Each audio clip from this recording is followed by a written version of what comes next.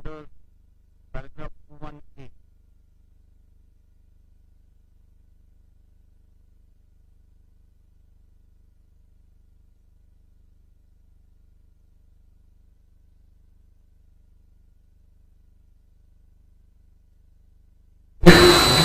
Under 21A, group number 4 consists of petition number 19, again filed by legislator belonging to the UBT faction.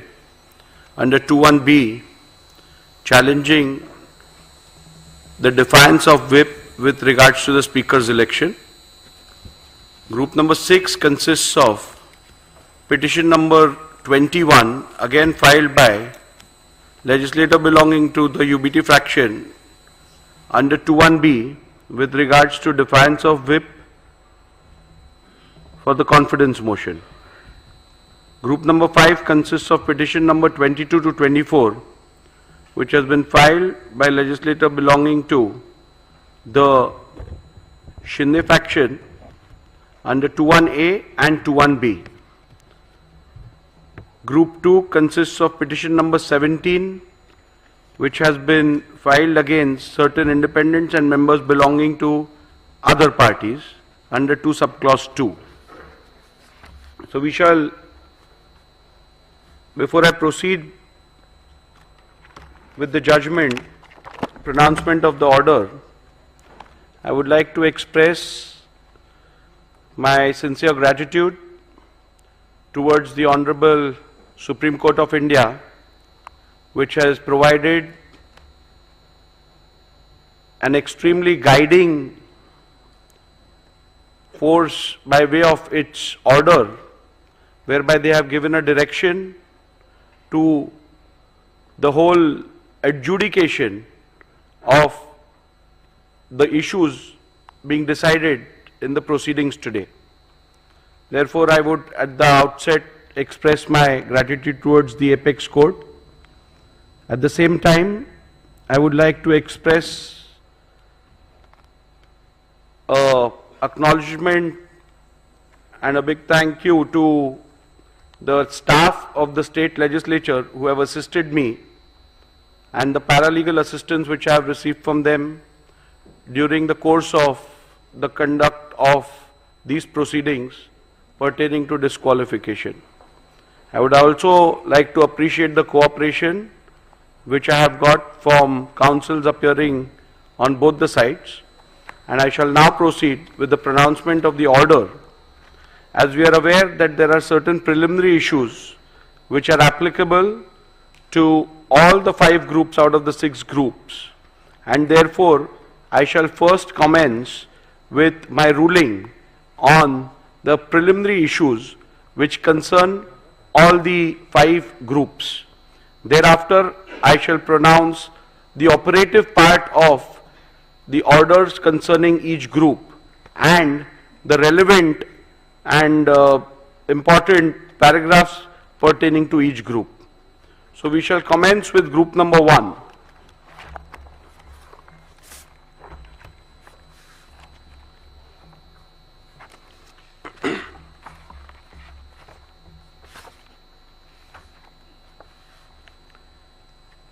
Preliminary issues. The Honorable Supreme Court in Subhash Desai Supra versus the Governor of Maharashtra, hereinafter referred to as Subhash Desai, was pleased to direct that the Speaker should prima facie determine who the real political party is for the purpose of adjudicating disqualification petitions if 2 or more factions claim to be that political party, and accordingly shall recognize the whip and the leader who were duly authorized by the Shiv Sena political party, keeping with the principles discussed in the said judgment. Hence, keeping in view the factual matrix and the directions of the Honorable Supreme Court, I will prima facie determine who the political party is for the purpose of adjudicating disqualification petitions if 2 or more factions claim to be that political party, and accordingly recognize the whip and the leader who are duly authorized by Shiv Sena political party. Keeping in mind principles discussed in Subhash Desai Supra, it is necessary to consider and determine the said preliminary issue before examining the merits and deciding whether respondents have incurred disqualification under the 10th schedule of the Constitution of India. Thus, the preliminary issue that arises for my consideration before delving into the merits of disqualification petitions under the 10th schedule is, which among the two fractions was the real Shiv Sena political party, and consequently who was the duly authorized leader and or the whip of Shiv Sena political party for the purpose of deciding the present disqualification petition. The other issue framed for my consideration in this group of disqualification petition is whether the respondents have incurred disqualification in terms of paragraph 21A of the 10th schedule of the Constitution of India on account of their alleged acts and conduct.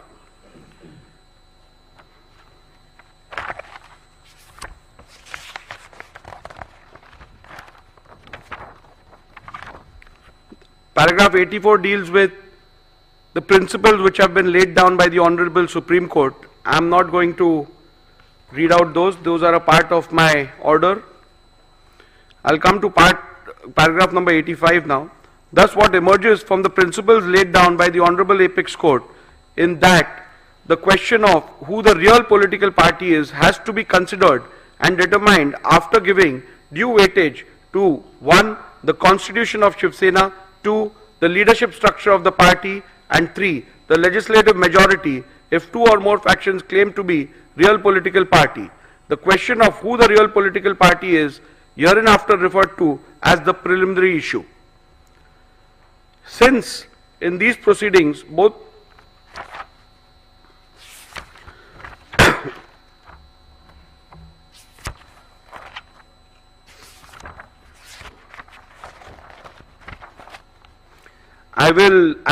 in the previous paragraphs I have recorded the submissions made by both the parties. I will come down to my observations and conclusions with regards to the preliminary issues. As stated earlier, the decision of the preliminary issue has to be taken after careful analysis of the Constitution of Shiv Sena, the leadership structure of the party and the legislative party majority. After having heard both sides on the above aspect, I now propose to proceed to record my observations and finding on the preliminary issue. As is evident from the submissions of the parties, there is no consensus on the Constitution submitted to the Election Commission of India with consent of both the factions. Likewise, the parties have different point of view on the leadership structure, which has to be taken into consideration. The only aspect which is undisputed is the majority in the legislature party. Hence, to embark upon the finding on the preliminary issue, I will have to decide the relevant constitution which has to be taken into account. 2. The leadership structure which existed before the dispute arose. Further, it will also have to be determined as to when the rival factions emerged. Petitioner's assertion that the Constitution of the year 2018 is the relevant constitution which has to be taken into account for the purpose of determining the preliminary issue is based on the submission that 1. The 2018 Constitution has to be considered as both the parties have relied upon the 2018 amended Constitution and acted thereupon. 2. The Election Commission in its order dated 17/2/2023 in dispute case number 1 of 2022 has held that both the parties were aware of the 2018 amendment and thus the said Constitution of 2018 has to be taken as the Constitution which is done with the consent of both the factions, as the said Constitution of 2018 was never disputed prior to the initiation of these disqualification petitions and the same was never challenged. 3. Respondents have themselves admitted and relied on the said Constitution of 2018. And 4. The statement of Sri Yogesh Kadam that the filing of 2018 Constitution along with the respondent's reply was a mistake done by the lawyers cannot be accepted, as the said statement is an afterthought and done only with the intention to mitigate the damaging statements made by Sri Dilip Lande. To the contrary, respondents have asserted that the Constitution of the year 1999 has to be the one which has to be borne in mind, as according to the respondents, the Constitution of the year 2018 was never submitted to the ECI. Respondents pointed out to the letter dated 4th April 2018 by way of which the petitioner based their claims of submissions of the said constitution to the ECI. By pointing out to the same, respondent submitted that both the said letters do not mention anything about the purported amendments to the constitution or submission of the same thereof to the ECI.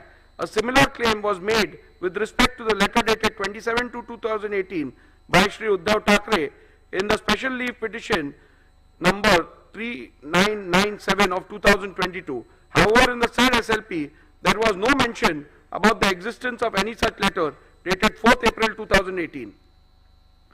The word submitted appearing in paragraph 168 of Subhash Desai means submitted before the ECI, as is evident from the further part of the said paragraph, which the petitioner has conveniently ignored.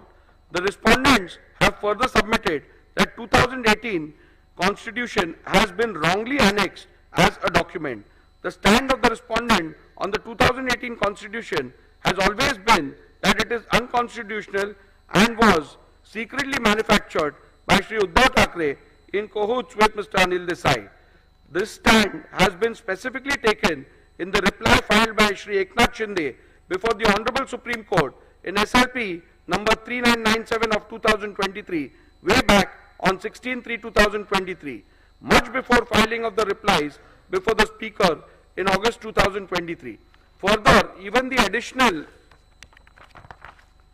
replies filed on 25/10/2023 in the present proceedings, the aforesaid petition has been reiterated by the respondents.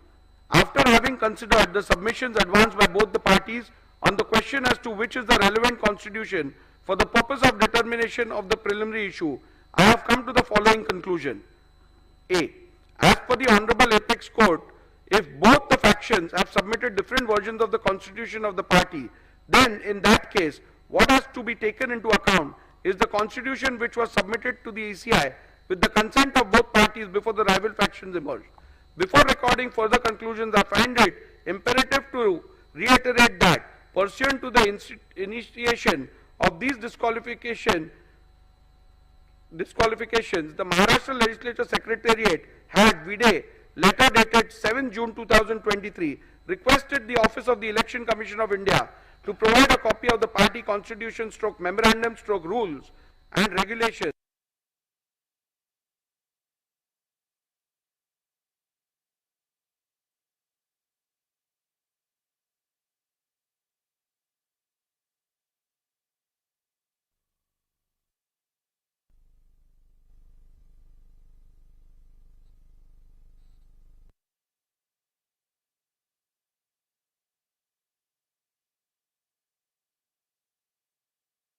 The Election Commission of India, with a letter dated 22nd June 2023, provided a copy of the Constitution and rules of Shiv Sena as available on the record of Election Commission of India.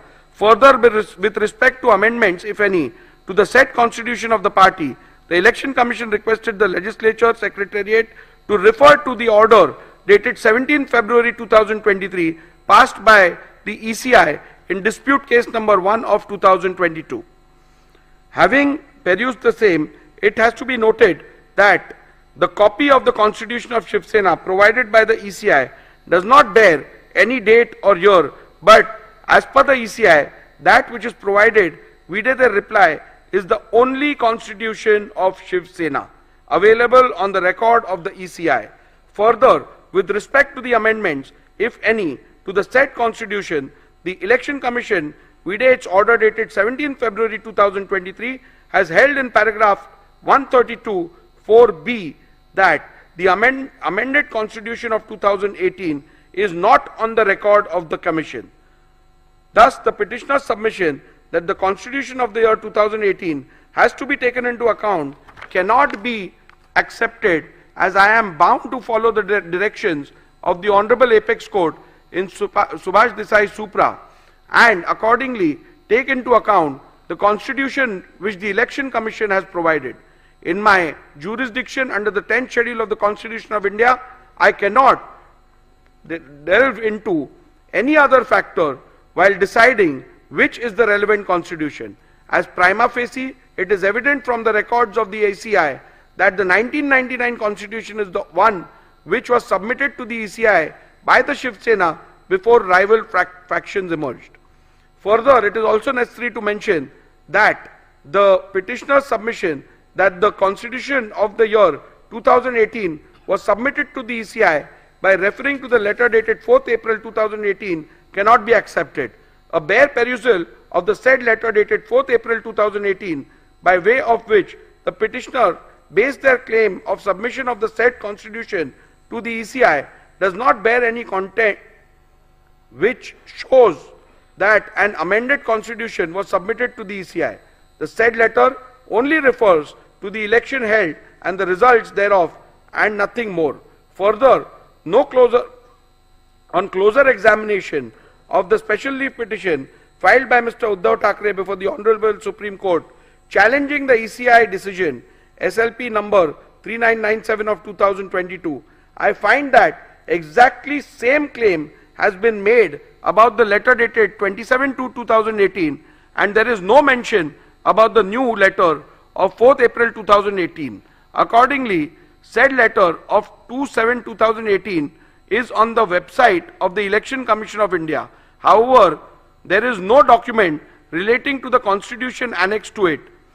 Hence, on this ground also, petitioner's submission that the constitution of the year 2018 has to be taken into account cannot be accepted.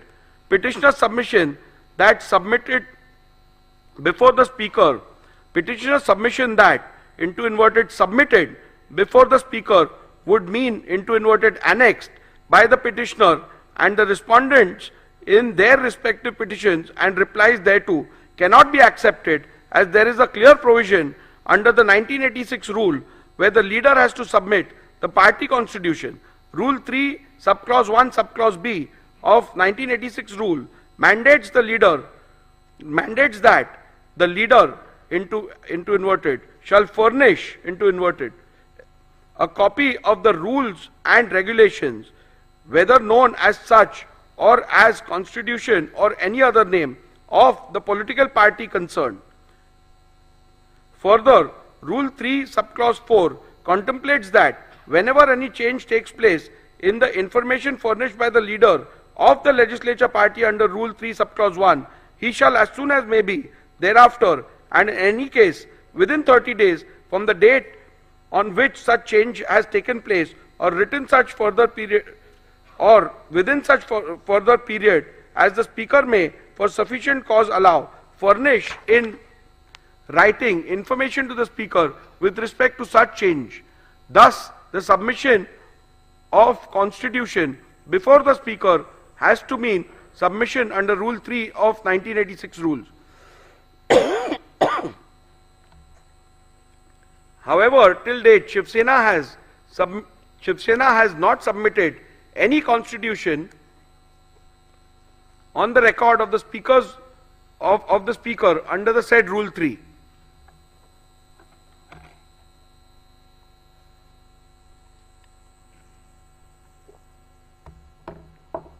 In view of the above observations and finding, I need not further analyze any other submission in this regard made by the parties, and I hold that the constitution of Shiv Sena provided by Election Commission of India, vide letter dated 22nd June 2023, is the relevant constitution of Shiv Sena for determination of the preliminary issue as to which faction is the real political party. Constitution of Shiv Sena held to be the relevant constitution is hereinafter referred to as the SS Constitution. The leadership structure relevant for the determination.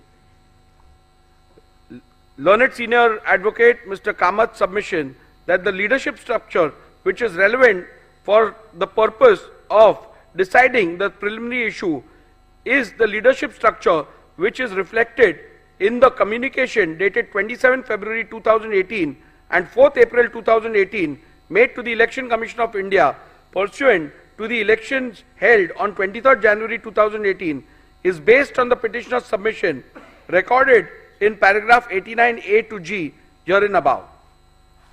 Initially, the petitioner relied on the affidavit submitted to the ECI, of the then office bearers of Shiv Sena produced along with the affidavit in lieu of examination of chief to show that Shri Uddhav Thackeray had support of the majority in the organization. Respondents objected to such production on the ground that it is not permissible to produce affidavits of others along with petitioner's own affidavit in lieu of chief examination without the author of the said affidavits subjecting themselves to cross-examination.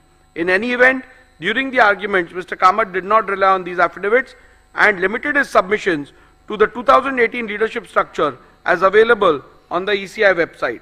Mr. Jethmalani, in turn, focused his submission to buttress the ground that the said leadership structure of 2018 cannot be considered and relied upon for the purpose of determining the preliminary issue, as the said leadership structure is not in conformity with the constitution of Shiv Sena, which is on record of the ECI, and thus the same would be contrary to the findings of the Honorable Supreme Court in paragraph 168 of Subhash Desai. Mr. Jethmalani further relied on the legislative party leadership to submit that the legislative party also forms part of the leadership structure, as it is not only mentioned in the SS Constitution, but there is no dispute regarding the said members being part of the Pratinidhi Sabha under the SS Constitution. After having considered the submissions advanced by both the parties on the question as to which is the relevant leadership structure for the purpose of determination of the preliminary issue, I have come to the following conclusion. The submission of Mr. Kamath, the jurisdiction under the 10th schedule, only mandates a prima facie adjudication as to what the leadership structure of the political party was at the relevant time, and it does not extend to an inquiry as to whether or not the leadership structure available on the record of the ECI was pursuant to a validly held election is a correct position, and hence I concur with the same. Petitioner's submission that in these proceedings the respondents cannot challenge the organizational election results available on the record of the ECI, as the 10th schedule does not permit the raising of any such defense, is a correct position, and hence I am in agreement with the same. Respondent submission that the leadership structure of 2018 cannot be considered and relied upon for the purpose of determining the preliminary issue, as the said leadership structure is not in conformity with the constitution of Shiv Sena, which is on record of the ECI, does not arise at this juncture, as it is a submission which has to be considered while determining whether the said leadership structure can be relied upon for the purpose of determining which faction represents the real political party, which would be dealt with at the appropriate juncture. The only question which is to be determined in the current part of the order is what and who all constituted leadership structure of Shiv Sena at the relevant time. Respondents have led detailed evidence, and despite being confronted during cross-examinations, they have been able to demonstrate that no organizational elections were held on 23/1/2018. On the contrary, in the affidavit in lieu of examination of Chief of Shri Sunil Prabhu, PW1, has stated that organizational elections were held on 23/1/2013 and 23/1/2018. However, Shri Sunil Prabhu has not claimed any personal knowledge of the same or without and whether he was present during the said elections. During his cross-examination, he was confronted with the letter dated 28/1/2013. Thereafter, a specific question was posed to him by Mr. Jethmalani as to whether he voted in the said election, to which he responded in the affirmative. The contents of the said letter clearly stated that all the candidates were declared unopposed. The contradiction was also put to the witness by Mr. Jethmalani in cross-examination. However, no justification for the same was put forth by the witness. In view of the above evidence and records before me, prima facie indicate that no elections were held in the year 2013 as well as in the year 2018. However, I, as the speaker, exercising jurisdiction, under the 10th schedule has a limited jurisdiction and cannot go beyond the record of the ECI as available on the website, and hence I have not considered this aspect while determining the relevant leadership structure. Thus, in view of the above conclusions, I find that the leadership structure of Shiv Sena reflected in the letter dated 27th February 2018 available on the website of the ECI is the relevant leadership structure which has to be taken into account for the purpose of determining which faction is the real political party. The question whether which faction is the real political party is discernible from this 2018 leadership structure is discussed in paragraph 112 to 131 infra of the present order.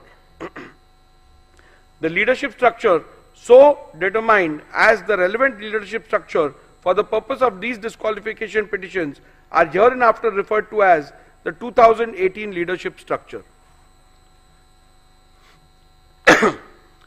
Since in these proceedings both the factions are claiming to be the real political party, rival factions have emerged in the Shiv Sena. In view of the fact that rival factions have emerged and both the factions are claiming to be the real political party, it is imperative to prima facie determine when did the rival factions emerge. Thus, it is necessary to determine the relevant day on which rival factions emerged before further venturing into which of the faction was the real political party when rival factions emerged. At the outset, I must set straight the point that the determination of the Speaker exercising jurisdiction under the 10th schedule while deciding who the real political party is mandates only a preliminary inquiry which has to be done prima facie by taking into account material officially before the Speaker as the Master of the Legislative Assembly. I shall consider the facts relevant for the determination on what is before me as the Speaker of the Legislative Assembly. As noted by the Honorable Supreme Court in Subhash Desai Supra, on 21st June 2022, there was no material available before the Deputy Speaker to infer the emergence of any rival faction.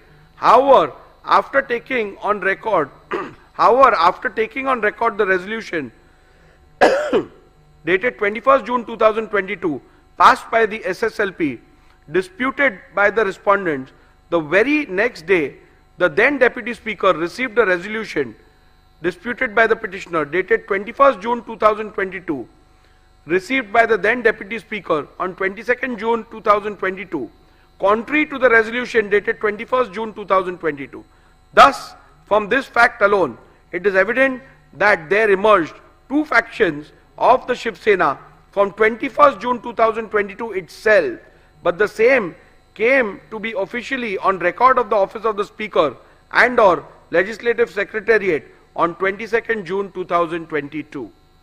At this juncture, it is imperative to refer to paragraph 119 of Subhash Desai Supra, where the Honorable Apex Court, while discussing the legality of the recognition of leader and the whip of Shiv Sena accorded by the letter dated 3rd July 2022, held that the Speaker ought to have taken into consideration the split that took place within the Shiv Sena, which were discernible from two sets of resolutions appointing two different leaders and whips placed on the record by Shiv Sena before the Legislature Secretariat.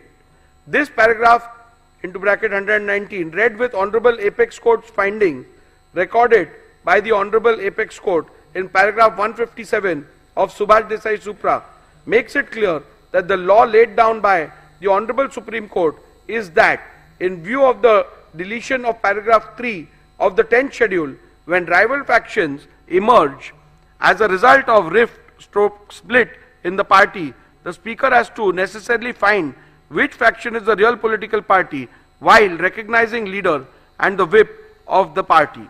Thus, in view of the facts recorded in the preceding paragraphs and keeping in view the principles enumerated by the Honorable Supreme Court in Subhash Desai Supra as recorded in paragraph 84 herein above, I have come to the following conclusion that the emergence of the two factions of Shiv Sena can be inferred from 21st June 2022 itself, and the same came to be a matter of official record of the office of the Speaker and of the Legislature Secretariat on 22nd June 2022. Conclusion: having decided the 1. relevant constitution of Shiv Sena, 2. leadership structure, and 3. the relevant point for the purpose of determining the preliminary issue, I have made the following analysis, observations, and determinations on the preliminary issue of which faction was the real political party when two factions emerged.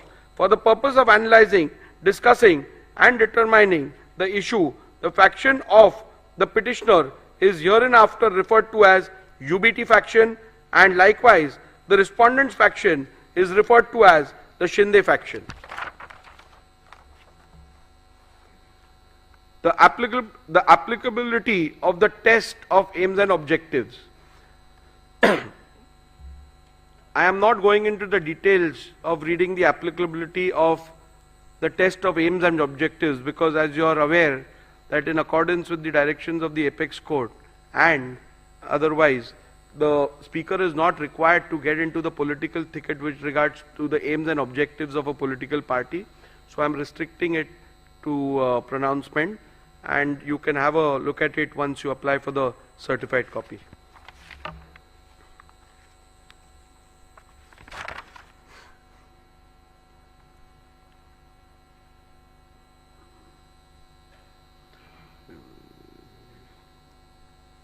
The reason why Shiv Sena constitution assumes significance is to analyze whether the question of which faction is the real political party is discernible from the leadership structure identifiable from the said Shiv Sena constitution. So the Shiv Sena constitution is relevant to the extent of identifying the leadership structure. Leadership structure as a criteria to determine who was the real political party.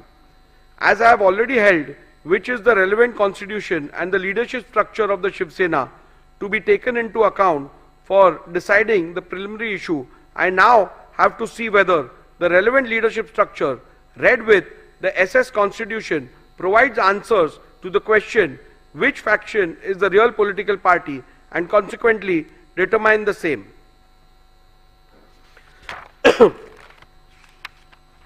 The UBT faction made, there are submissions made which have been recorded of both the sides,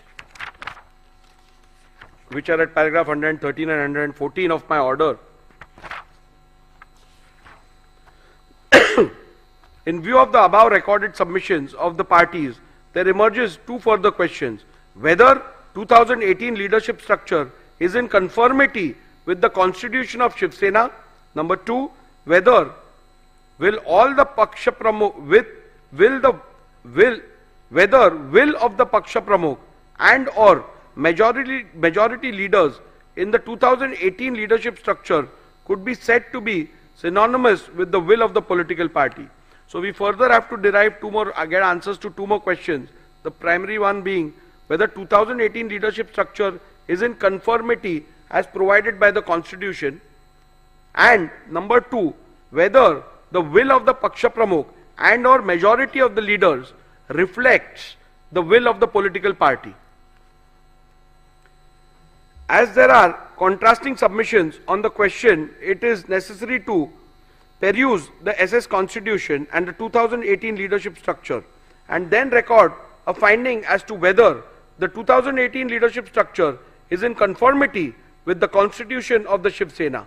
Thus, I have taken a comparative look at the 2018 leadership structure and the SS constitution and have arrived at the following observations and conclusions.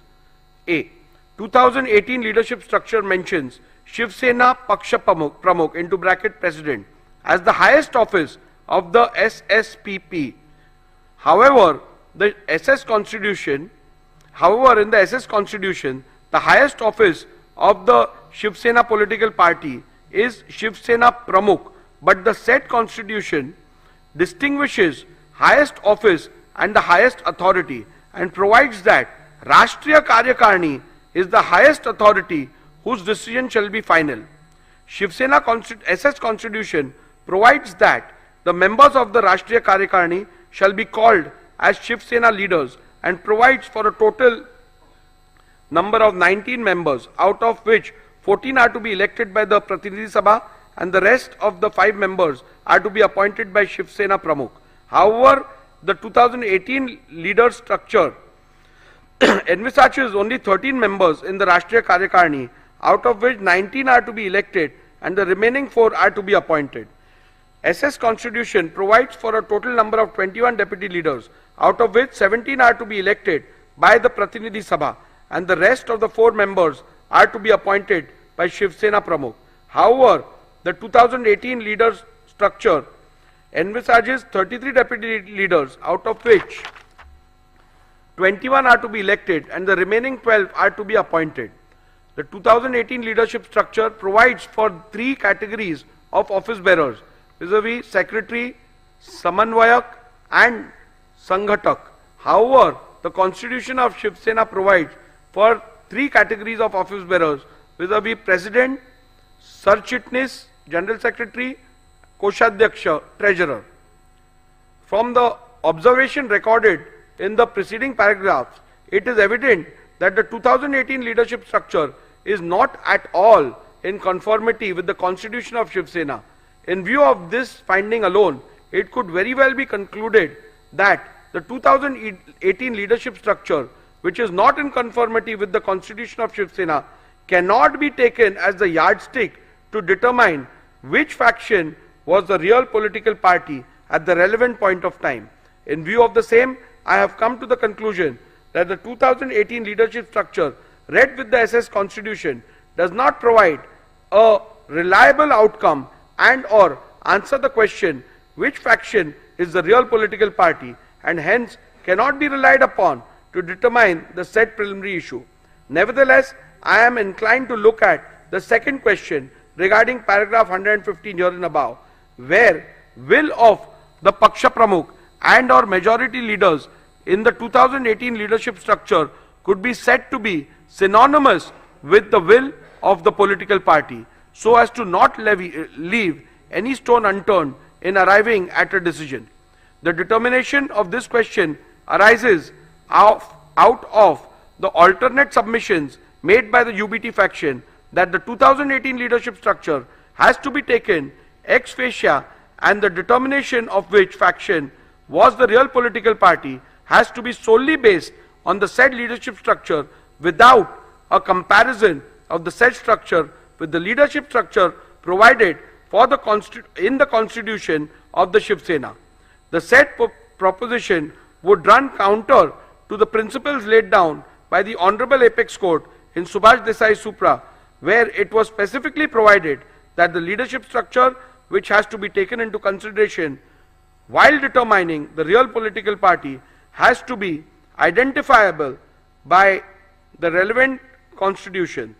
Thus, although in the light of my finding on the preceding question, the aspect need not be looked into, however, I intend to look into the said aspect any which way, considering the gravity and importance of the dispute. Hence, following are my observations, findings and conclusions on the said aspect.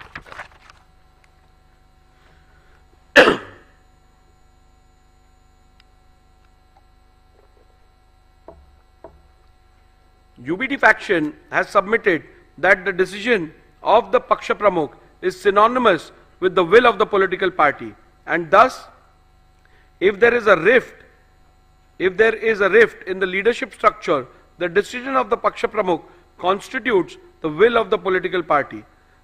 This proposition is devoid of merit, as I do not find any substance to allow the same. The reason for the same are recorded herein below. The proposition perhaps would have been a valid point if the party president was the sole repository of the decision making with respect of the policy and administration of the party. For analyzing the said submissions, a perusal of the SS Constitution was made. The SS Constitution provided that Rashtriya Karyakarni shall be the highest authority of the party, and its decision in all matters concerning the party policy and party administration shall be final. It is also to be noted that the Paksha Pramukh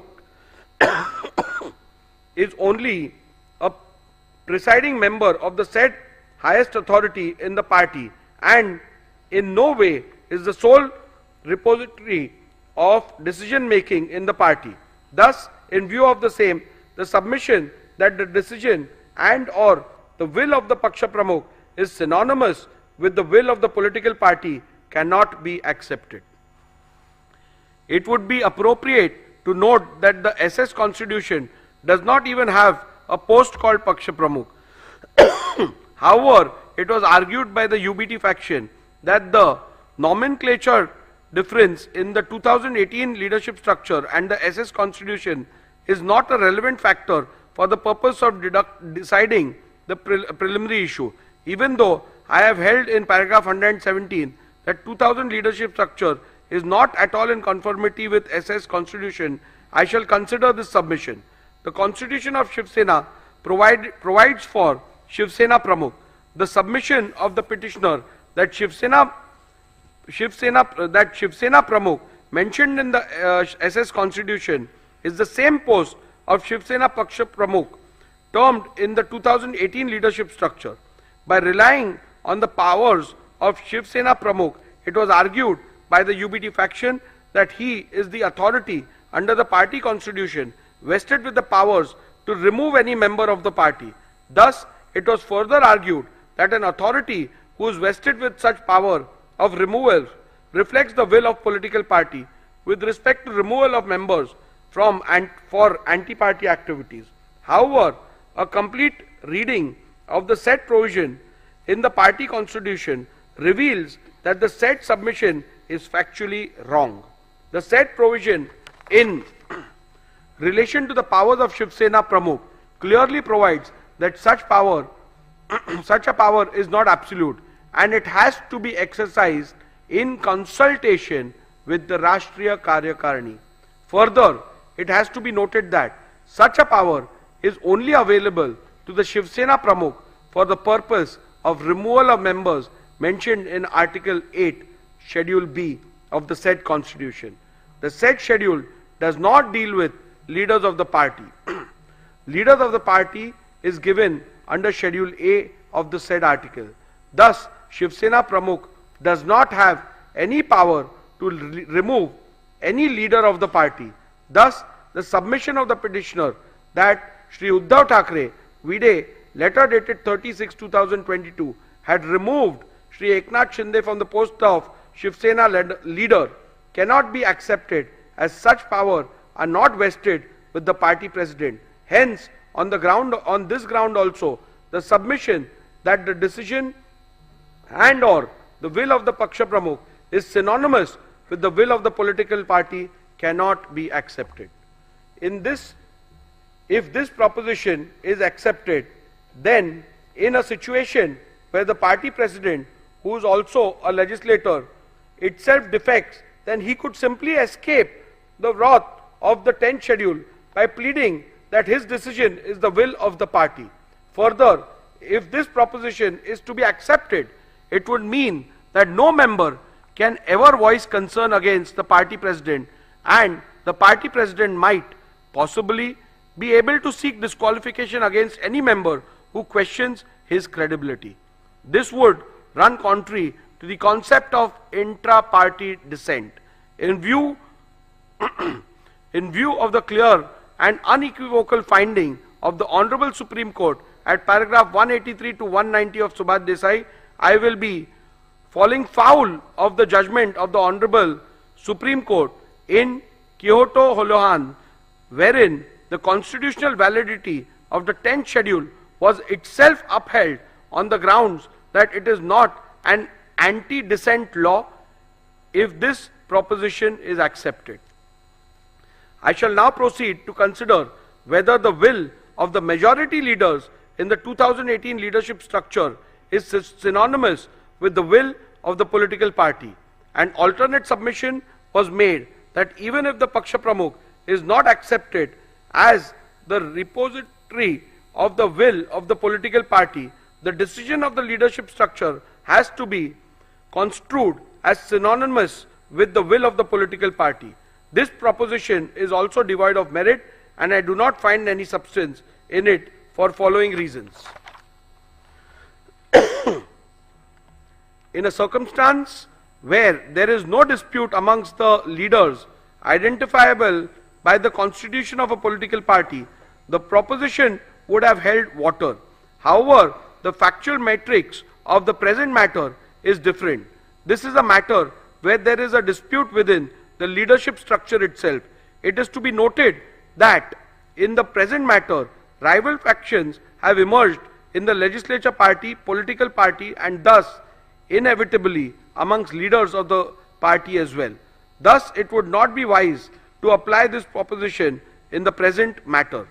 The existence of split stroke rift in the leadership structure is admitted by the petitioner and or the UBT faction, as can be inferred from the petitioner's affidavit in lieu of examination in chief of PW1, petitioner himself, that the leader of the UBT faction did not have the support of all the members of the 2018 leadership structure when rival factions emerged. Thus, the submission that the decision of the leadership structure has to be construed as synonymous with the will of the political party could have perhaps be applied in a situation where there is a dispute between some members of the party and the elected leadership. In such a case, the leadership of the party could have possibly taken the stand that their decision would have to be taken as the decision and will of the political party until they are so removed from the leadership structure by a mechanism recognized by the constitution of the said political party. However, as I have noted earlier, in the present matter, rival claims have emerged wherein the leadership structure about the leadership within the leadership structure about the leadership itself. In such a situation, one leader's contention that his will is the will of the political party would be contradiction in terms. Thus, when there is a vertical rift in the party and two factions within the said leadership structure emerge as a result of the said rift, leaders of either faction, both Shri Uddhav Thackeray and Shri Eknath Shinde, could equally claim to represent the will of the political party. In that case, it would not be appropriate to take their decision as the decision that carries the will and wish of the political party when the question of which faction is the political party is being considered. There possibly lies one more aspect which could be considered. Does the stand-stroke decision of the majority members of the leaders within the leadership structure, identifiable and appointed according to the constitution of the political party, could be construed as the will and desire of the political party in the event there is a dispute within the leadership structure? For the purpose of answering this question, one must look into the constitution of the political party. In an event where the party constitution provides for a mechanism to resolve a conflict of decision within the leadership structure, then in that case it would have been a guiding factor. However, if the party constitution does not provide for such a mechanism, then in that case it would not be appropriate to say that the decision of the majority leaders would have to be accepted as the one which conveys the will of the political party. This aspect need not be further considered in view of the fact that in any case UBT faction has not placed any material on record or even suggest that any meeting of the Rashtriya Karyakarni was called for where any decision in relation to the real political party was resolved so as to identify the leaders and or the whip who carried the will of the political party. Thus, in the absence of any such material, including any majority decision of the Rashtriya Karyakarni in relation to the real political party, identifying the leader and or the whip who carried the will of the political party would be an impossible task. Any conclusion reached would be without basis in law and evidence of fact. The submission that the UBT faction shall be taken as a real political party is entirely based on the conjuncture that if there will be a decision taken in relation to the political party by Rashtriya Karyakarni, then UBT faction would have had the majority. At this juncture, the petitioner's claim about a meeting purportedly held on 25th June 2022 has to be dealt with. It is the petitioner's case that Rashtriya Karyakarni meeting was held on 25th June 2022 and certain resolutions were passed. In support of this case, petitioner has produced certain resolutions of 25th June 2022.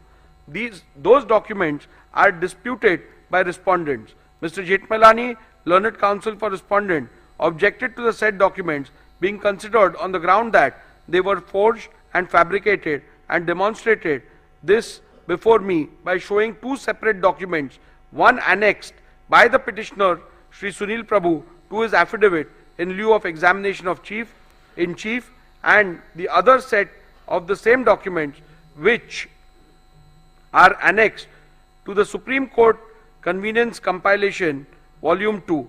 In the first set of documents annexed to the affidavit in lieu of examination in chief, termed as minutes of the meeting of Rashtriya Karyakarni, and purportedly 7 resolutions passed in the said meeting. In none of the resolutions there is any signature of any person whose name are shown on the said document.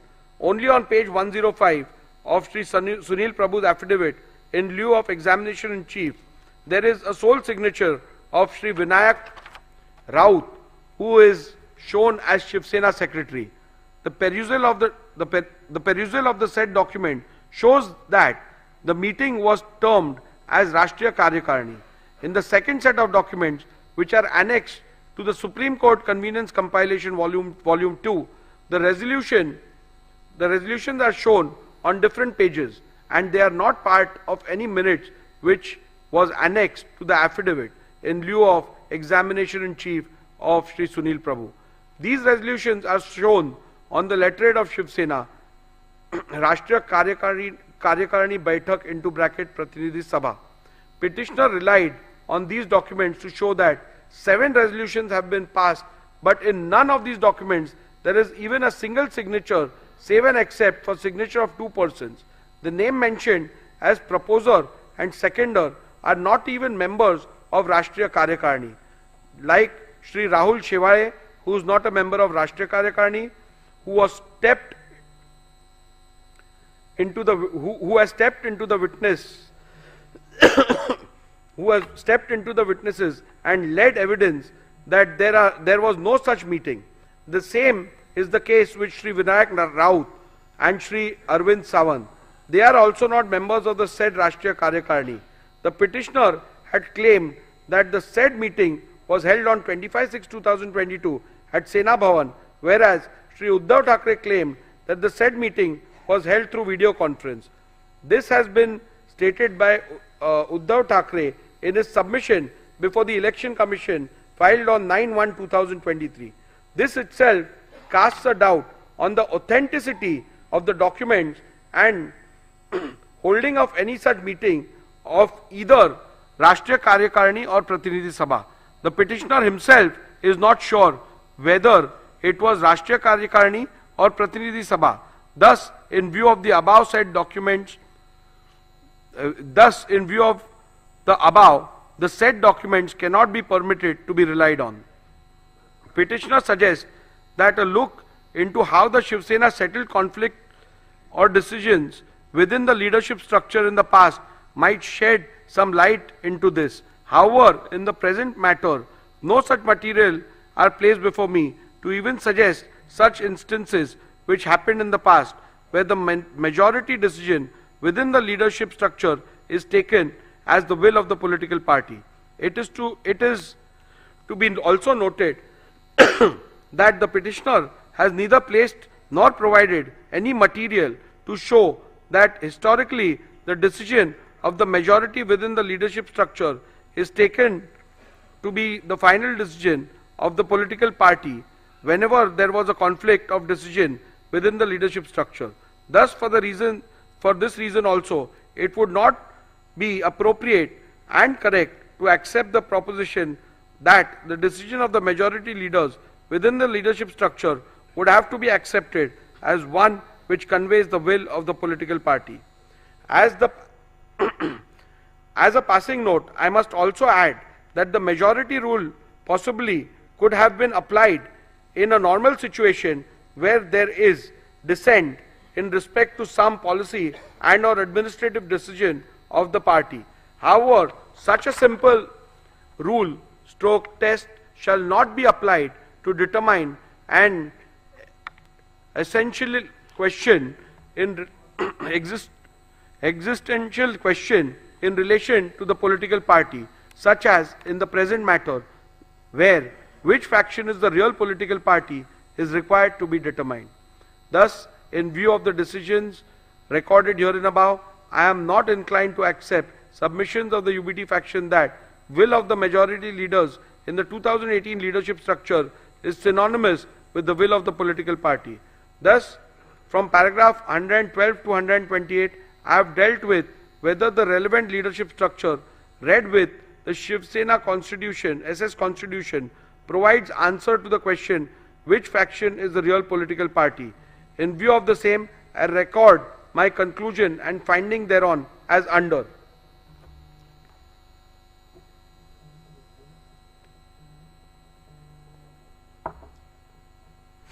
(2018) leadership structure is not at all in conformity with the constitution of Shiv Sena and thus does not provide a reliable outcome and or answer to the question which faction is the real political party and hence cannot be relied upon to determine the preliminary issue. Decision of the Paksha Pramukh is not synonymous with the will of the political party and thus if there is a rift in the leadership structure, the decision of the Paksha Pramukh cannot be taken as the will of the political party.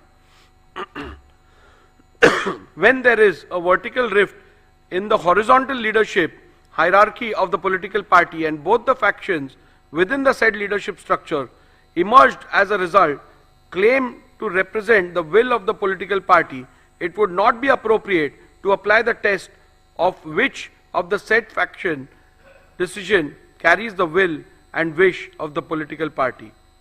In the case of Shiv Sena political party, will of the majority leaders in the 2018 leadership structure cannot be said to be synonymous with the will of the political party. In view of the findings recorded in the preceding paragraph, I hold that the 2018 leadership structure read with the SS Constitution does not provide any reliable answer to the question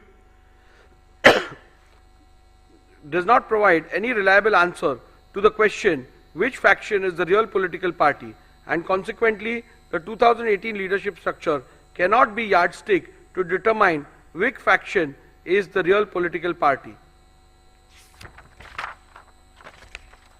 With regards to the legislative majority, I am not going to spend much time because that question is rather clear.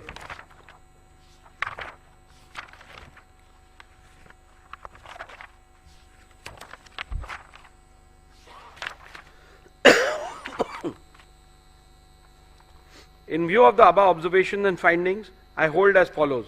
Which faction is the real political party is discernible from legislative majority which existed when the rival factions emerged.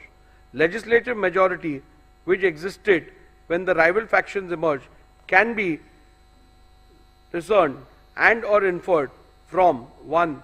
The Shinde faction resolution dated 21st June 2022 and 23rd June 2022 available on record of the Legislature Secretariat and the admitted position which can be inferred from the initiation of petitions against 38 legislators of Shinde faction by the UBT faction. Shinde faction had an overwhelming majority of 37 out of 55 MLAs with the when the rival faction emerged. From my analysis, observations, conclusions and findings recorded in paragraph 82 to 144 herein above, I hold that Shinde faction was the real Shiv Sena political party when rival factions emerged on 21st June 2022.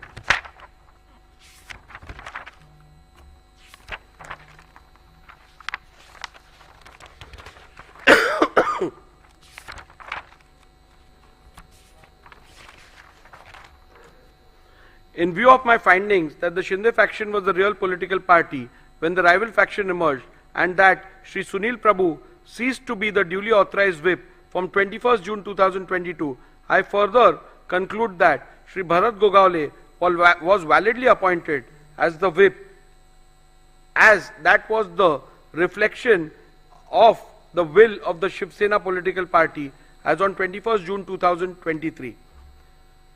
Following are the final conclusions, which is again a summary.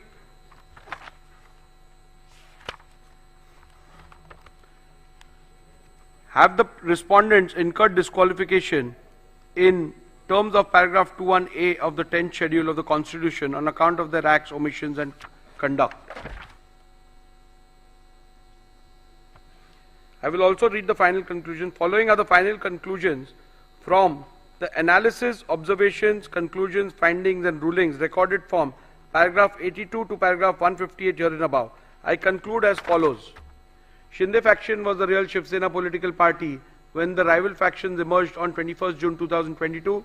Shri Sunil Prabhu ceased to be the duly authorized whip from 21st June 2022. Shri Bharat Gogaole was validly appointed as the whip of Shiv Sena political party on 21st June 2023. Shri Eknath Shinde was validly appointed as the leader of the Shiv Sena political party on 21st June 2023. Have the respondents incurred disqualification in terms of paragraph 21A of the 10th schedule of the Constitution on account of their acts, omissions and conduct? Petitioner has contended that the respondents are liable to be disqualified on various grounds. Both the petitioners and respondents' submission are recorded in section 2 herein above. The various grounds on which the petitioner based the plea for disqualification is dealt with, where the alleged conduct of the respondent is purportedly becoming totally incommunicado, attracts disqualification under paragraph 2(1)(a) of the 10th schedule.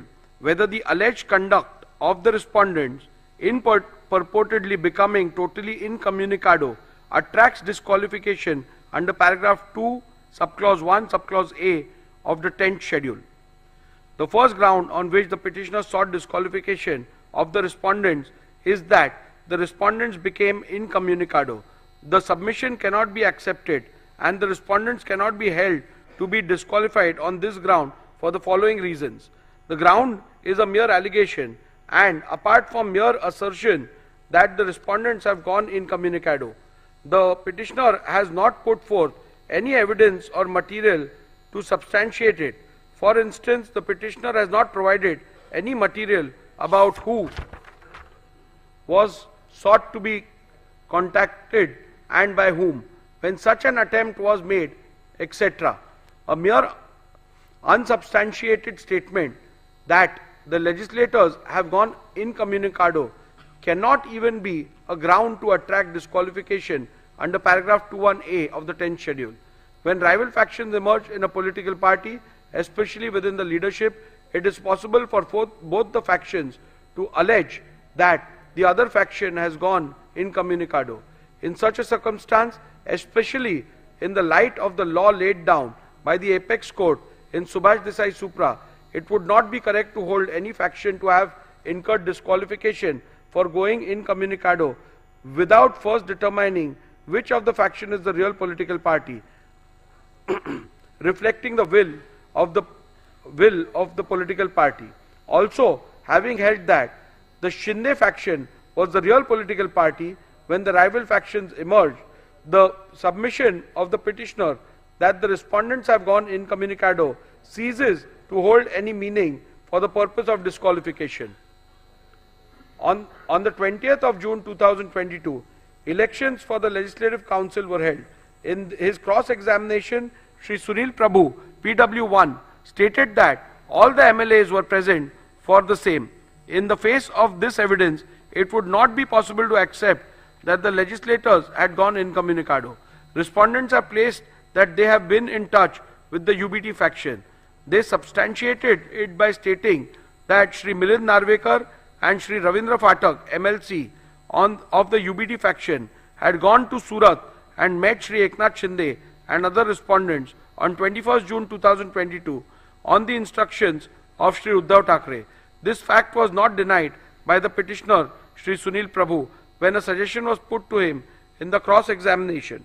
In fact, the petitioner admitted that Shri Milind Narvekar and Shri Ravindra Phatak MLC of the UBT faction had gone to Surat and met Shri Eknath Shinde and other respondents.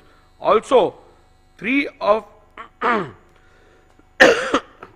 the witnesses for respondents have testified that Shri Milind Narvekar and Shri Ravindra Phatak MLC of the UBT faction had gone to Surat and met Shri Eknath Shinde and other respondents. On 21st June 2022, on the instructions of Shri Uddhav Thackeray, the testimony stood the test of cross-examination and the petitioner could not establish otherwise. Thus, on this count alone, or this count also, it would not be possible to accept the legislators were incommunicado, Whether the deliberate absence of the respondent in the SSLP meetings purported to be held on 21st June 2022 attracts disqualification under paragraph 21A of the 10th schedule. The second ground on which the disqualification is sought is that the respondent deliberately remained absent in the SSLP meeting held on 21st June 2022. Petitioners relied on the attendance sheet register of the meeting dated 21st June 2022. After having considered the submission advanced on this ground, I hold that respondents cannot be held to be disqualified on this ground. In view of my conclusion that 1. The Shinde faction was the real political party when factions emerged, and 2. Shri Sunil Prabhu ceased to reflect the will of the political party from the moment the faction emerged. Thus, it would not be correct to say that Shri Sunil Prabhu had any authority to call any meeting of the SSLP. Hence, on this ground alone, petitioner's case that the respondents were liable to be disqualified for non-attendance of the meeting dated 21st June 2022 is liable to be rejected. Irrespective of the conclusion that may be reached about which faction was the real political party, respondents could not be held to be disqualified on the ground that they deliberately remained absent in the SSLP meeting held on 21st June 2022. This is because of the following reasons. Petitioner relied upon the attendance sheet of the 21st of June 2022 to claim that all those MLAs who were signed the said attendance sheet were present in the meeting, while those who did not sign were not present.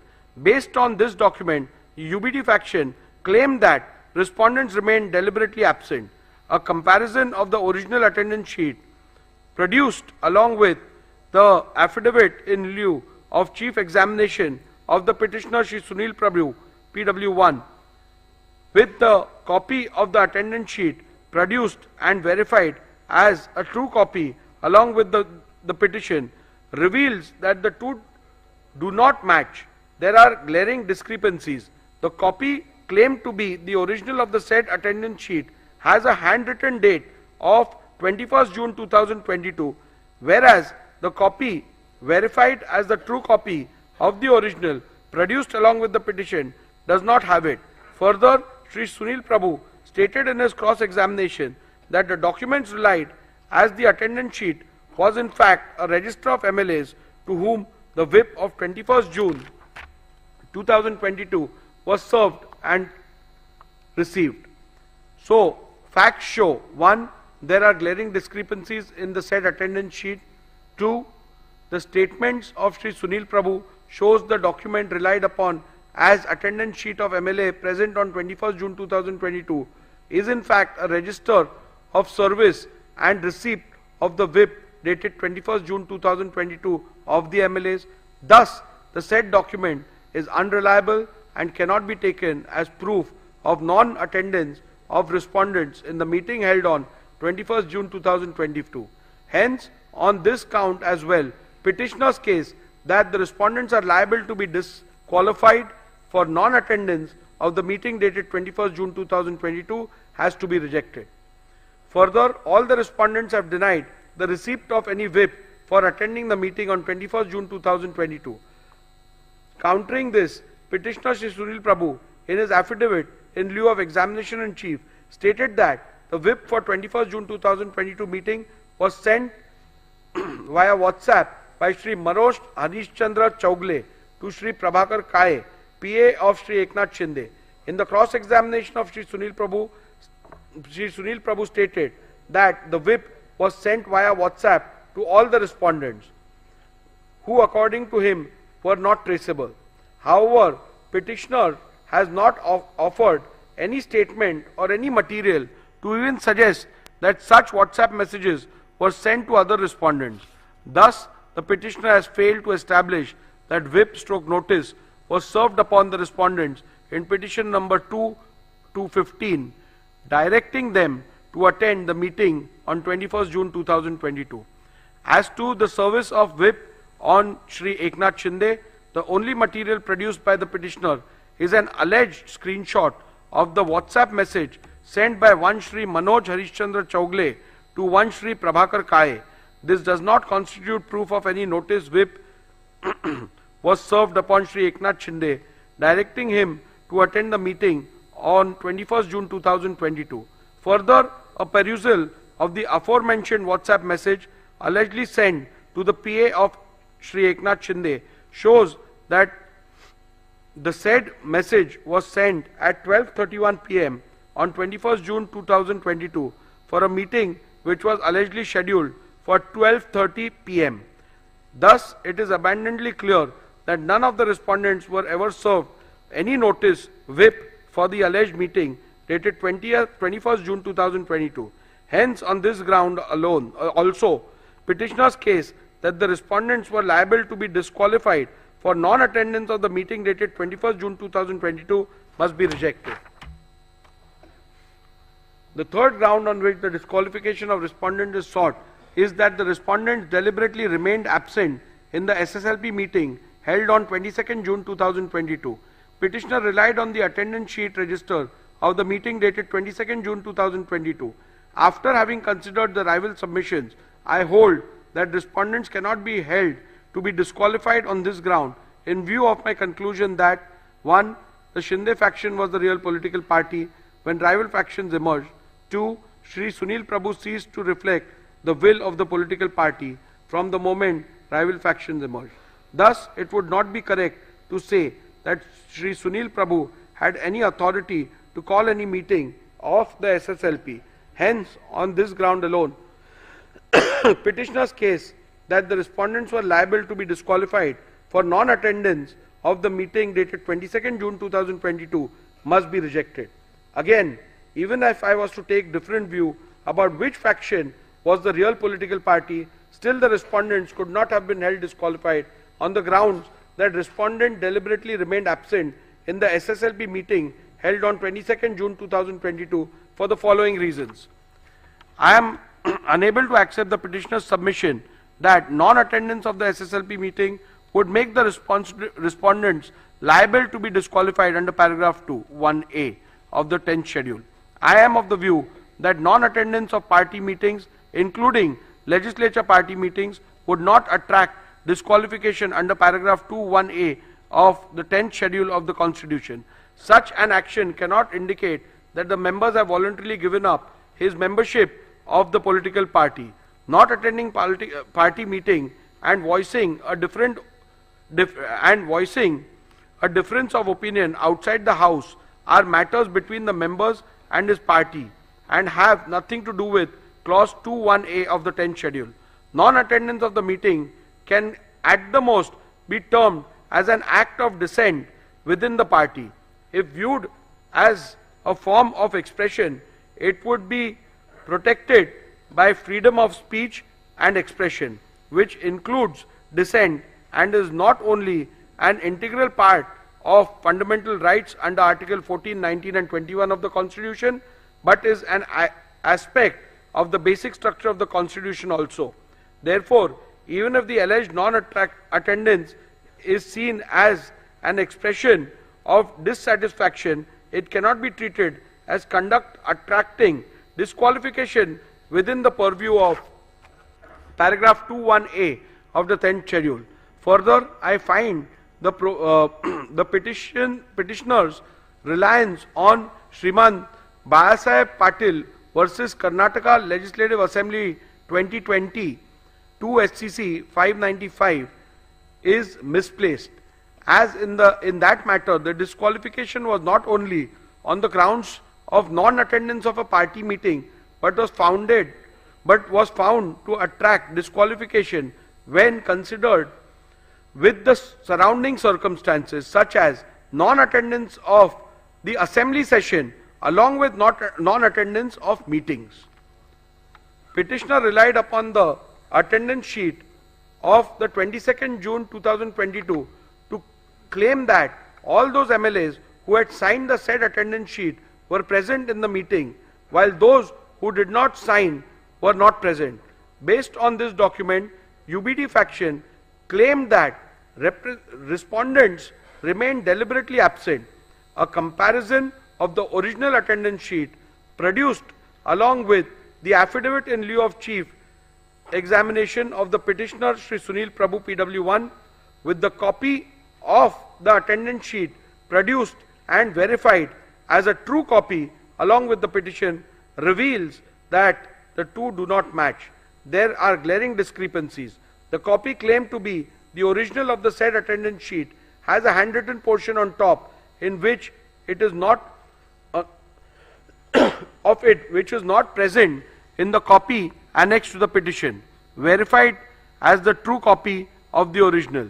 The original of the said attendance sheet has 17 signatures, and in the copy annexed in the petition, verified as true copy of the original, has only 15 signatures. Thus, glaring discrepancies in the said attendance sheet makes the said document unreliable and hence cannot be taken as proof of deliberate non-attendance of respondents in the meeting held on 22nd June 2022. Hence, on this count as well, petitioner's case that the respondents are liable to be disqualified for non-attendance of the meeting dated 22nd June 2022 is liable to be rejected. In view of my conclusions reached above and the findings that the Shinde faction was the real political party when rival factions emerged, it would not be correct to say that respondents have incurred disqualification under paragraph 21A and the 10th schedule by passing the resolution dated 21st June 2022.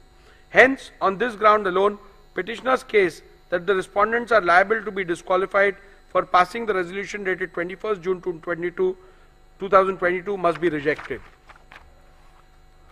The next ground on which disqualification of respondents is sought is that the respondents acted in concert with BJP.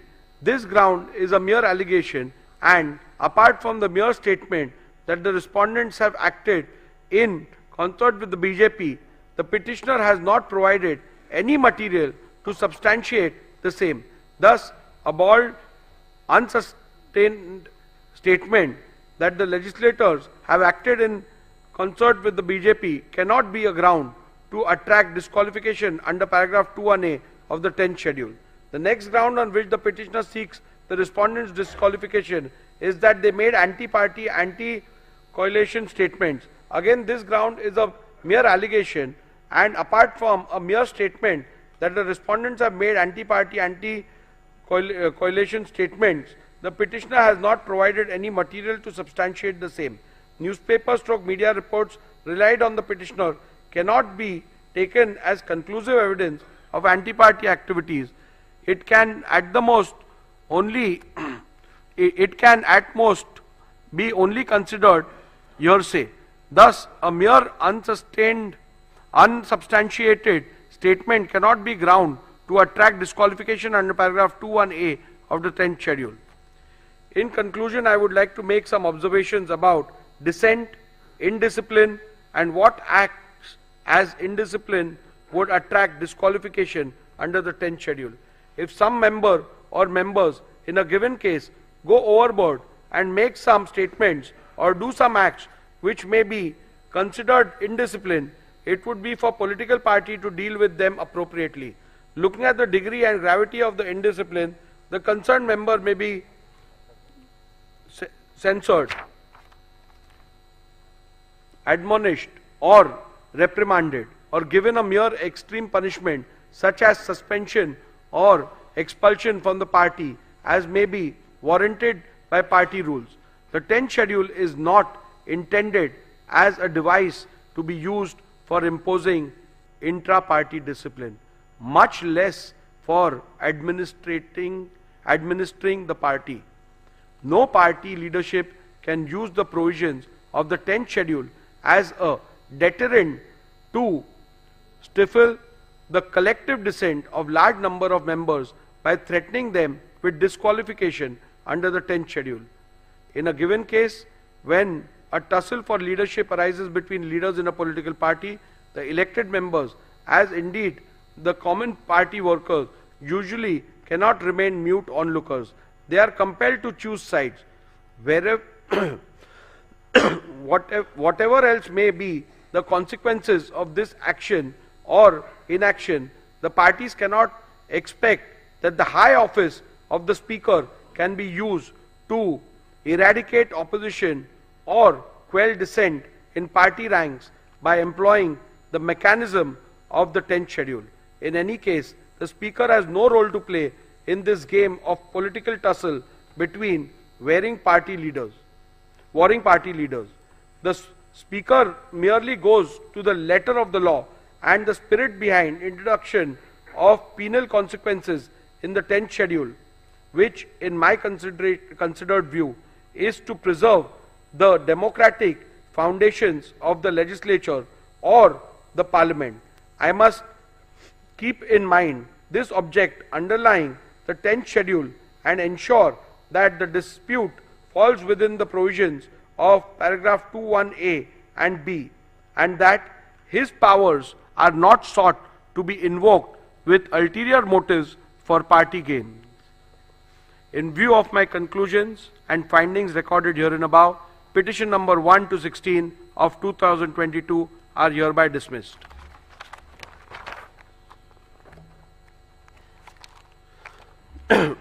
Group 3 deals with petition number 18, which is also under paragraph 21A.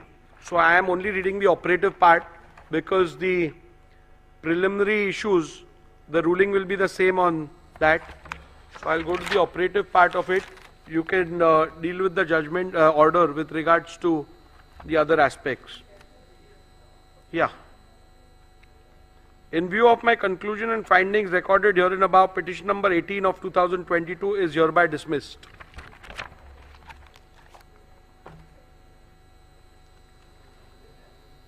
Group 4, petition number 19, which is filed by legislator belonging to the UBT faction under 21B, challenging the defiance of whip in the speaker's election.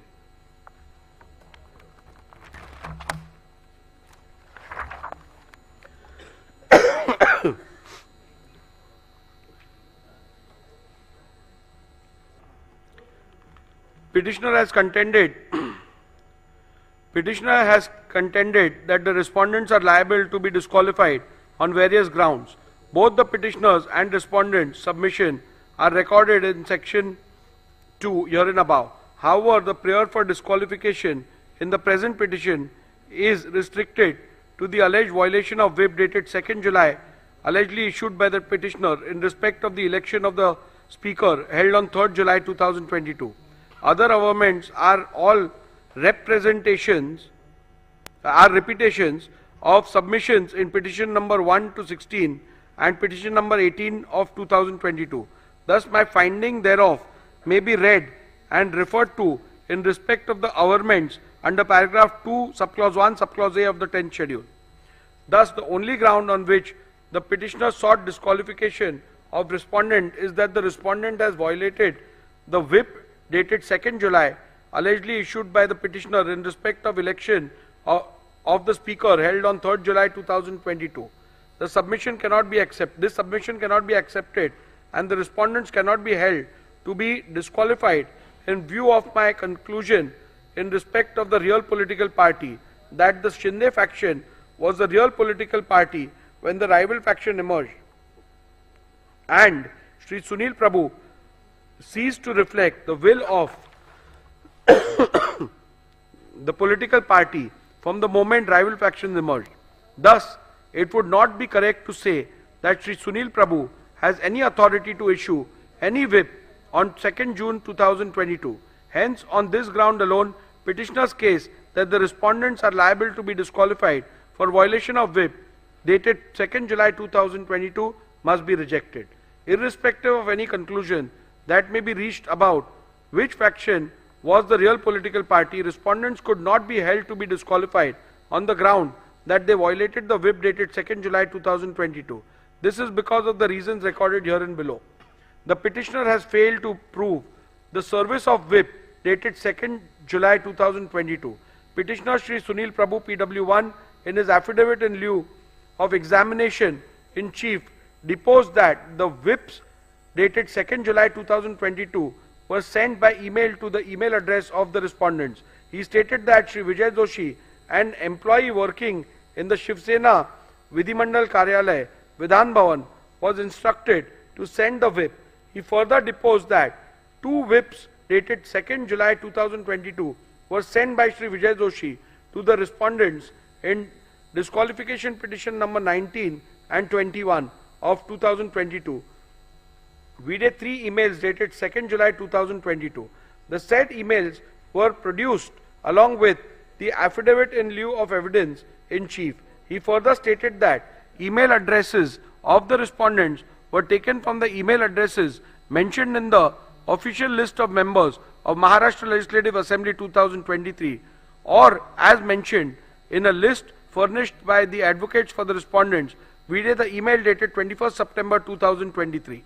Shri Vijay Joshi, PW2, specifically filed affidavits in lieu of examination of chief and deposed that he was working in the Shiv Sena Vidhimandal Karyalay, Vidhan Bhavan, in June 2022 and on instructions of Shri Sunil Prabhu sent 2 whips dated 2nd July 2022 to the MLA of Shiv Sena Legislature Party. We did 3 emails. He produced printouts of emails dated 2nd July 2022 along with whip dated 2nd July 2022. However, during the cross-examination of Shri Vijay Joshi, PW2, he deposed that one computer operator printed the whip dated 2nd June 2022 and he along with 2 peons distributed the whip to all the legislators of Shiv Sena. Further, he also deposed during cross-examination that acknowledgements were taken. Thus, the witness who was specifically brought to depose in respect of the service of whip dated 2nd July 2022 made extremely contradictory statements in the affidavit in lieu of examination in chief and during cross-examination. Further, it is to be also noted that the acknowledgement talked about by Shri Vijay Joshi, PW2, were never brought on record. Coupled with the above facts, respondents have demonstrated how some of the email IDs in the printout of the email produced by Shri Vijay Joshi are wrong. In view of the above, I hold that petitioner has not been able to establish the service of whip dated 2nd July 2022 and thus petitioner's case that the respondents were liable to be disqualified for violation of whip dated 2nd July 2022 must be rejected. Rule 3 subclause 5 of the members of Maharashtra Legislative Assembly disqualification on the grounds of defection rule 1986 provides that where a member belonging to any political party votes or abstains from voting in the assembly contrary to the directions issued by such political party or by any person or authority authorized by it in this behalf without obtaining in either case the prior permission of such political party, person or authority, the leader of the legislative party concerned, or shall as soon as may be thereafter and in any case within 30 days from the date of such voting or abstention inform the speaker as in form 2 whether such voting or abstention has or has not been condoned by such political party, persons or authority. From the record of the Legislature Secretariat, it is seen that the petitioner and or UBD faction has not complied with this rule. Thus, on this ground also, petitioner's case that the respondents were liable to be disqualified for violation of whip dated 2nd July 2022 must be rejected. The Honorable Supreme Court in Kyoto Holohan and others at paragraph 123 SCC has held that, keeping in view the consequences of the disqualification, i.e. termination of the membership of a house, it would be appropriate that the directions or whip which results in disqualification under paragraph 21b is so worded as to clearly indicate that voting or abstaining from voting contrary to the said direction would result in incurring the disqualification under paragraph 21b of the 10th schedule, so that the member concerned has foreknowledge of the consequences following from the conduct in voting or abstaining from voting contrary to such a direction. A perusal of the whip dated 2nd June 2022 shows that the whip dated 2nd June 2022 does not contain any words which would indicate that the said whip, if not allowed, would result in the disqualification. Thus, on this count as well, petitioner's case that the respondents were liable to be disqualified for violation of the whip dated 2nd June 2022 must be rejected. At this juncture, I intend to look into respondent submission that a whip cannot be issued in an election to the post of speakers has to be considered, even though the learned counsel for the petitioner submitted that in normal course of events no whip is issued for the election of the post of the speaker, but he submitted that the election held on 3rd July 2022 was not in normal course, but it was crucial event linked to the sustenance of the government. Petitioner further submitted that in any election where a candidate has been set up by the political party, then in that case the directions of the political party are binding on the legislator in important elections. At the outset itself, I must state that the record that the petitioner's submission that in a speaker's election candidates are set up by a political party is factually wrong. As a convention, the candidates are not usually seen as candidates set up by political party. In the present case also, Sri Rajan Salvi was not set up as a candidate of Shiv Sena, but his notice of nomination was moved by a legislator affiliated to the NCP and seconded by legislator affiliated to the INC.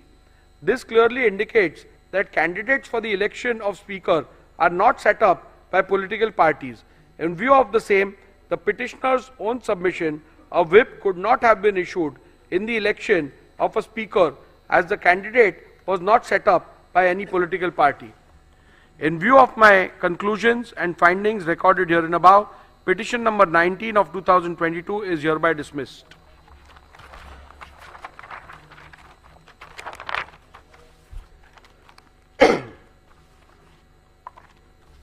Petition number Group 6, which consists of petition number 21, again filed by a legislator belonging to the UBT faction under 2(1)(b) for defiance of whip issued during the confidence motion.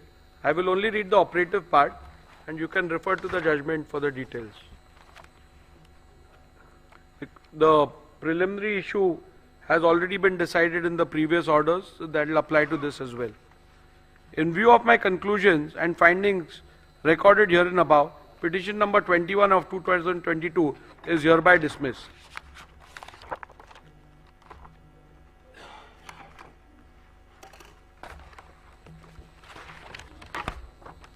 Now we shall deal with Group 5, being petition number 22 to 24, which have been filed by legislator belonging to the Shinde faction under paragraph 2(1)(a) and paragraph 2(1)(b) of the 10th schedule of the Constitution of India.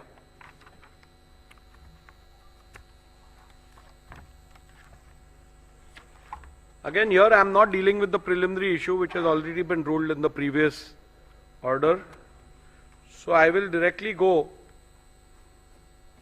Disqualification petition number 20 and 22 to 34 of 2022 has been filed by the petitioner Shri Bharat Gogawale against Shri Nitin Chandrakant Deshmukh and 13 other members of the 14th Maharashtra Legislative Assembly under paragraph 21A and paragraph 21B of the 10th schedule of the Constitution, inter alia on the following grounds: that A. Respondents have by their conduct voluntarily given up their membership of the SSLP, and 2. Respondents have voted against the whip issued on 3rd July 2022, wherein all members of the SSLP were issued directions to vote in favor of the confidence motion held on 4th July 2022.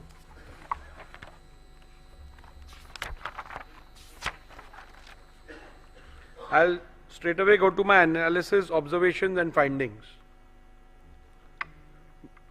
The issue as to which faction was the real political party when the rival factions emerged and who was the duly authorized whip and the leader has been extensively discussed and decided in disqualification petition 1 to 16, group number 1. Since the genesis of both this group and the said group is the same, the preliminary issue is common.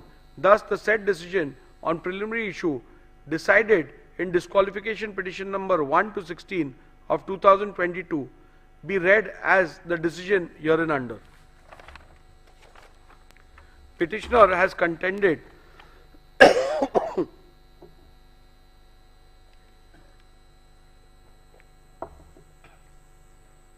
Petitioner has contended that the respondents are liable to be disqualified under paragraph 21A of the 10th schedule.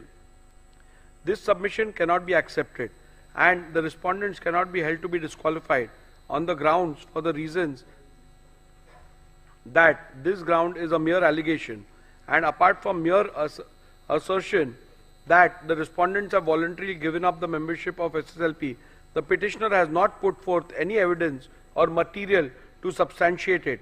A mere unsubstantiated statement that the legislators have voluntarily given up the membership cannot be a ground to attract disqualification under paragraph 21A of the 10th schedule. I have perused my record as well as a copy of the whip issued by the petitioner, which is signed by the petitioner as Chief Whip and Shri Eknath Shinde as the leader of the legislature party. Though the petitioner tried to show that the said whip was served and delivered on the respondents, the petitioner has failed to prove the service of the whip on each and every MLA of Shiv Sena. I have also examined in detail the cross-examination of the petitioner, Shri Bharat Gogawale, and have found major inconsistency in the answers regarding physical service of the whip, and therefore this evidence cannot be accepted. Insofar as delivery by WhatsApp is concerned, the same also was produced on the last day of the evidence despite ample opportunity for the same. Even the pleadings filed by the petitioner are silent on the issue of service. In these circumstances, it will not be justifiable for me to take on record a document purporting to be a screenshot of WhatsApp messages which were admittedly sent through a third person mobile number, i.e. one Mr. Santosh Kadam, who also did not step into the witness box. Thus, petitioner's plea to disqualify respondents cannot be accepted. The Honorable Supreme Court in Kyoto Holyan at paragraph 123 SCC has held that, keeping in view the consequences of the disqualification, termination of the membership of a house, it would be appropriate that the decision of whip which results in such disqualification under paragraph 21B is so worded as to clearly indicate that voting or abstaining from voting contrary to the said directions would result in incurring the disqualification under paragraph 21B of the 10th schedule, so that the member concerned has foreknowledge of the consequences following from his conduct in voting or abstaining from voting contrary to such a direction. A perusal of the whip dated 3rd July 2022 shows that it does not contain any words which would indicate that the said whip, if not allowed, would result in disqualification. Thus, on this count as well, the petitioner's case that the respondents are liable to be disqualified for violation of whip dated 3rd July 2022 must be rejected. Rule 3 subclause 5 of members of Maharashtra Legislative Assembly, disqualification on grounds of defection rule 1986, provides that where a member belonging to any political party votes or abstains from voting in the assembly contrary to any directions issued by such political party or by any person or authority authorized by it in this behalf, without obtaining in either case the prior permission of such political party, person or authority, the leader of the legislature party concerned, or shall as soon as may be thereafter and in any case within 30 days from the date of such voting or abstinence, inform the speaker as in form 2 whether such voting or abstinence has or has not been condoned by such political party, person or authority. From the records of the legislature secretariat, it is seen that the petitioner has not complied with this rule. Thus, on this ground also, petitioner's case that the respondents are liable to be disqualified for violation of whip dated 2nd July 2022 must be rejected. In view of my conclusion, the findings recorded herein above, petition number 20 and 22 to 34 of 2022 are hereby dismissed.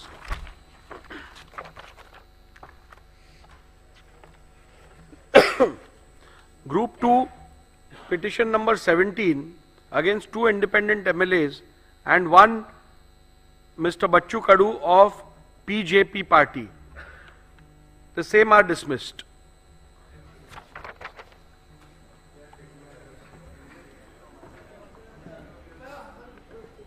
Yeah, you can apply for certified copies. We will provide you with a mail as well as hard copies.